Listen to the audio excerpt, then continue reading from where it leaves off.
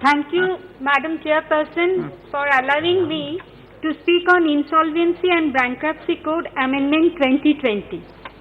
The spread of coronavirus pandemic across the globe, followed by subsequent lockdown, has adversely affected business operations across the world.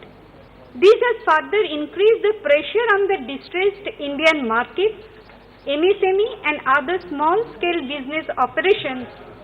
In order to provide relief to these sectors, assistance through amendment of certain laws were obviously the need of the hour, but not the ones like IBC Amendment 2020. This is so because it is a classic example of good intentions but bad drafting. It has been done in a hurried manner and thus will reap sour fruits in the future.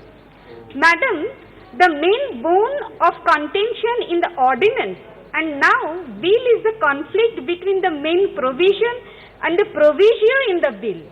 I say so because Section 10A states that no application for initiation of corporate insolvency resolution process under Section 7, 9 and 10 of IBC shall be filed for any default, not just COVID related but any default occurred on or after 25th March 2020 for a period of 6 months. This period can be further extended by notification up to a maximum of 1 year.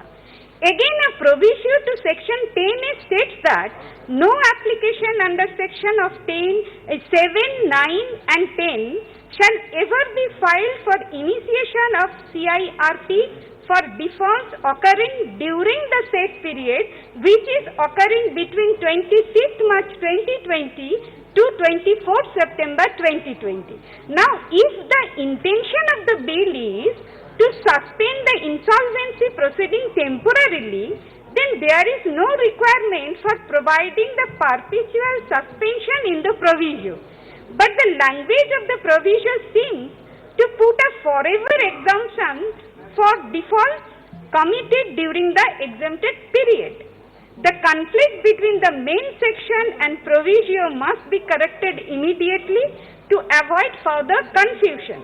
The Supreme Court in JK Industries Limited versus Chief Inspector of Factories and Boilers held that in some cases a proviso may be an exemption to the main provision, though it cannot be inconsistent with what is expressed in the main provision, and if it is so, it would be ultra vires of the main provision and struck down.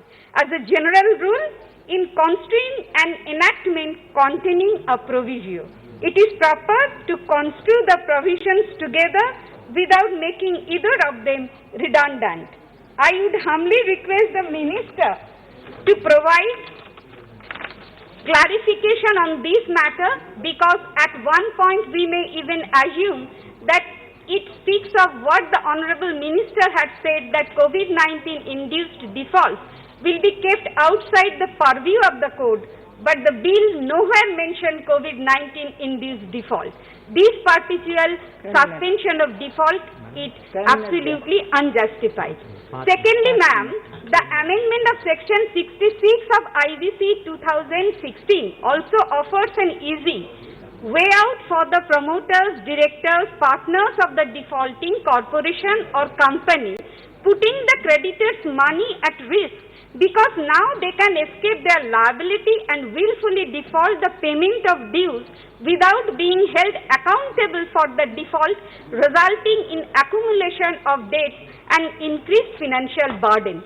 Thirdly, ma'am, the suspension of Section 10 of IBC 2016, that is voluntary insolvency application by the corporate debtor, takes away the autonomy of the company under financial distress to restructure its debt.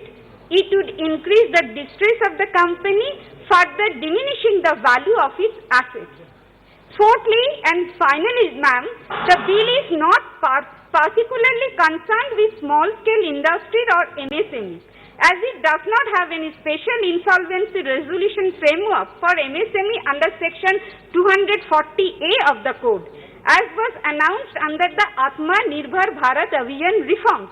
Though the notification dated 24th March 2020 was intended to benefit the MSMEs, it is not in line with such intention because MSME will not be entitled to initiate any action until the threshold of rupees 1 crore is crossed, which is very unlikely.